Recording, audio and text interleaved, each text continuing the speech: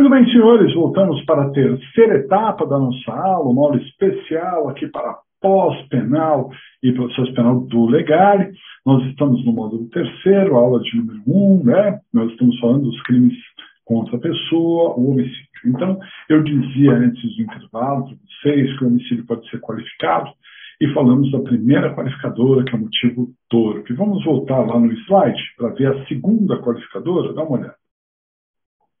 Então, vejam só, a segunda qualificadora é a do motivo fútil. Então, nós tivemos no inciso primeiro do parágrafo 2º do artigo 121 o motivo torpe e, em segundo lugar, em segundo plano, no inciso segundo, o motivo fútil. O motivo fútil é um motivo banal, motivo desproporcional. É uma besteira gigantesca que acabou levando a um homicídio. Não é? Se no motivo torpe, conforme nós vimos, o sujeito é maldoso, cruel, venal, quer saber de dinheiro. No motivo fútil, nada disso, nada disso. No motivo fútil, a pessoa é sem noção, não tem limites, né? É uma pessoa que, por qualquer besteira, está tomando uma atitude terrível, drástica, como é o caso de um homicídio, né?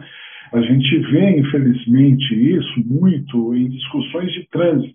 Nossa, né? Quando eu trabalhei no fórum como escrevente, quantos homicídios eu vi por discussões de trânsito, principalmente numa época em que quase toda a população andava armada, né?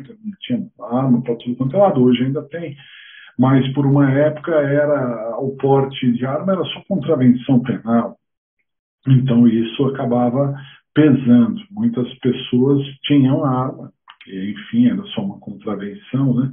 E acabava sendo cada besteira ainda hoje, né? A verdade é que a gente precisa, ao sair de casa, ao interagir aí com as outras pessoas, a gente precisa tomar muito cuidado, porque a gente não sabe os limites do outro, não sabe o que o outro está passando, não sabe nada e pode ocorrer tragédias terríveis, tá certo? Uma vez eu defendi e fui nomeado, né, no Tribunal do Júri para defender um sujeito, tentativa de homicídio. Ele tentou matar o outro por conta de um balde. Um balde. Como assim? Havia um vendedor, né, de produtos que ia de porta em porta e resolveu vender lá numa comunidade carente, numa favela. E aí vendeu o produto, marcou na cadernetinha e passou outro dia para receber, né? Tinha lá essa ideia do fiado, vamos dizer assim, de comprar fiado, né? E então aí ele foi receber no outro dia. Aí a pessoa recebeu ele da seguinte forma: foi você que vendeu aquele balde, aquela porcaria, aquele balde furado, então agora você vai ficar furado igual o balde. Pá, deu os tiros, né? Não matou, mas efetivamente uma tremenda besteira ali, né, levando uma tremenda futilidade que poderia ter matado alguém. Aí, vejam só, o que seria mais grave? O motivo torpe ou o motivo fútil? Na verdade, pessoal, não tem nenhuma hierarquia. Tanto o motivo torpe quanto o motivo fútil são igualmente graves, né? Porque se no motivo torpe o sujeito é um sujeito maldoso, né? No motivo fútil o sujeito é sem noção e igualmente perigoso, né? Nós podemos temer os dois, tanto aquele que é maldoso quanto aquele que é sem noção, para ser mais exato, tá certo? Aí nós temos o inciso terceiro, né, falando do modo, né, que é conhecido como meio cruel. Meio cruel seria o inciso terceiro, né? Também uma qualificadora. Aí nós teríamos o homicídio praticado fazendo a vítima sofrer, seria uma morte sofrida, né? Então, o homicídio será qualificado quando houver emprego de veneno, fogo explosivo, asfixia, tortura ou outro meio insidioso, cruel, ou de que possa resultar perigo comum, né? Então, além do meio cruel, está junto aí o perigo comum, possa resultar perigo comum, mas é mais conhecida essa qualificadora como uma qualificadora do meio cruel.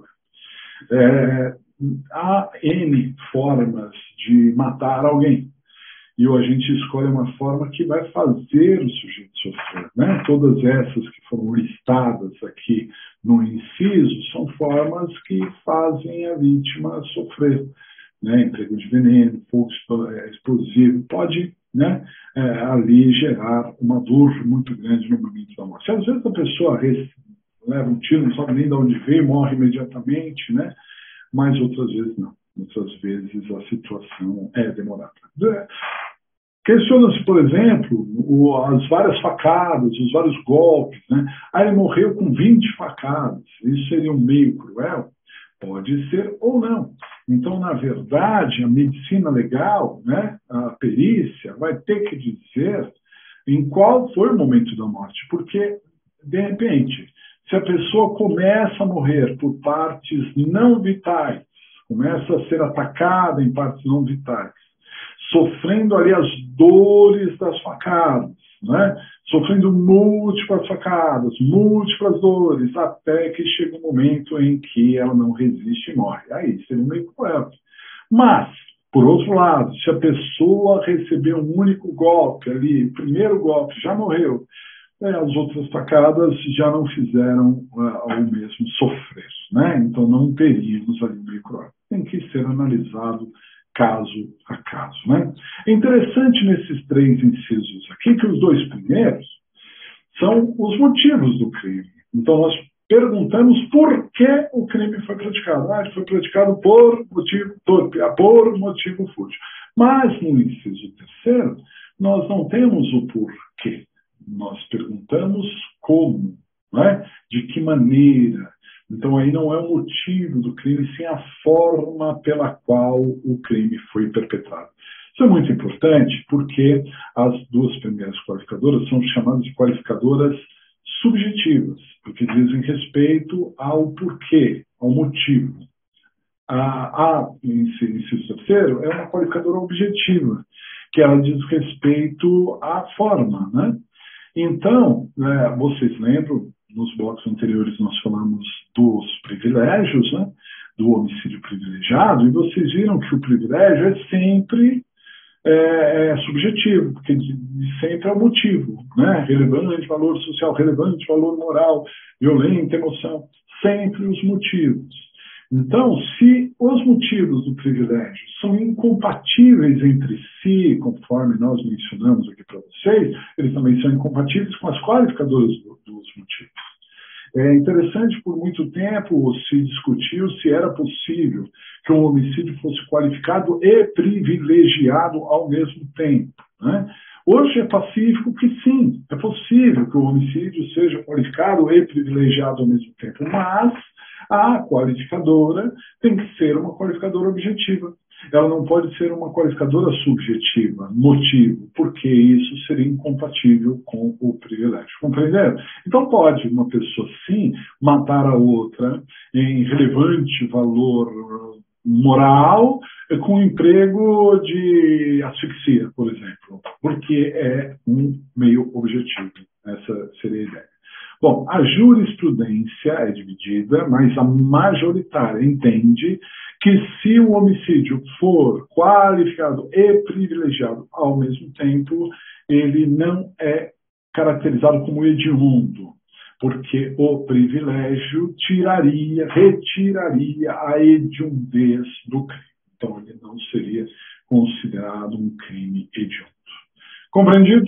Legal? Muito bem. Agora, seguindo aqui, né, tem outros qualificadores. Eu dei essa pausa, né, fiz esse parênteses para falar aí da objetividade e da subjetividade das qualificadoras. Mas há outras qualificadoras em que a gente também precisa, inclusive, fazer essa análise, né? Então, a 4ª qualificadora seria a que se chama popularmente de qualificadora da surpresa, né?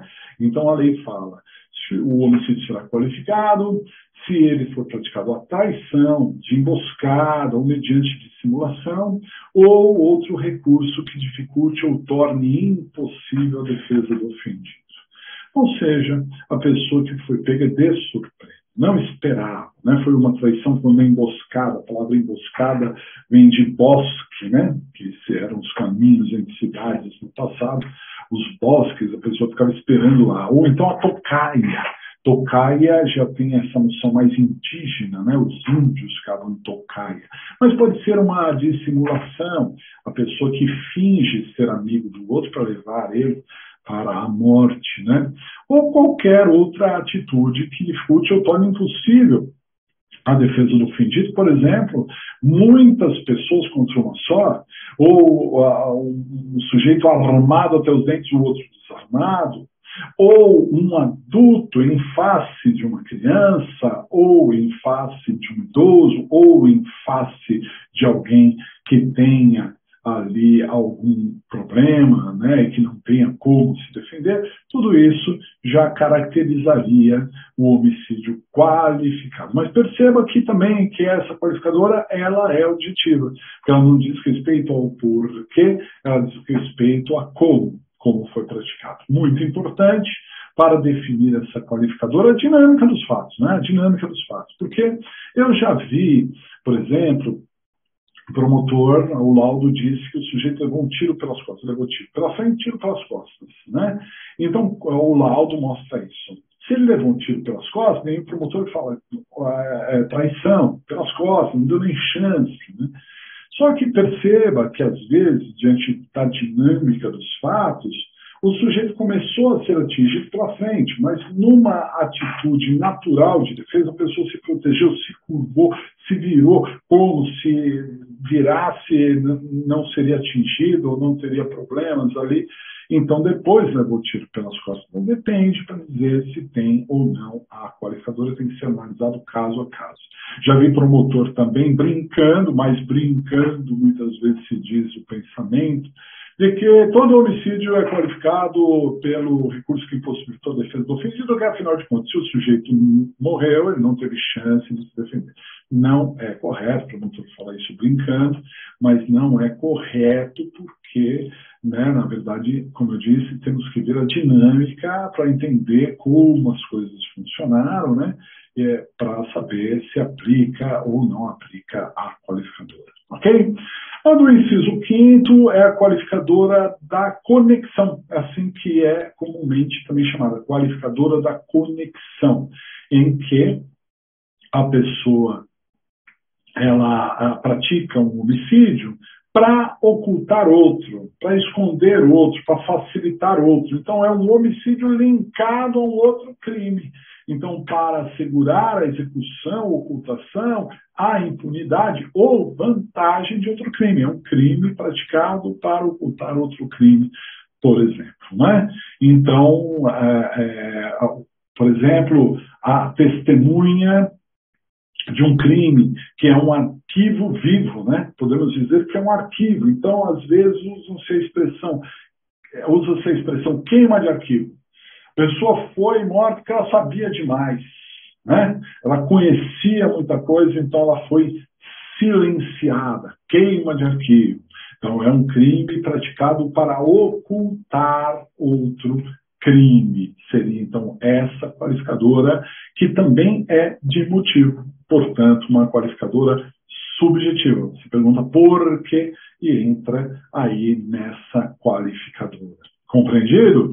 Então, muito importante. No caso lá dos Nardoni, né, da Isabela Nardoni, segundo a tese vencedora do Ministério Público, o Nardoni, pai, ele não queria matar a Isabela Nardoni, mas ele teria agredido a menina, apertado a menina lá, uma questão pai e filha, sei lá, e nessa agressão, que até aí seria lesões, a menina ficou sem respirar, com aparência de morte. Ele ficou desesperado, achou que tinha matado a menina, e aí, para esconder este crime que tinha praticado, ou seja, lesão, seguida de morte, talvez, ou, né, seria uma situação ali, mas a menina nem estava morta, depois a perícia constatou isso.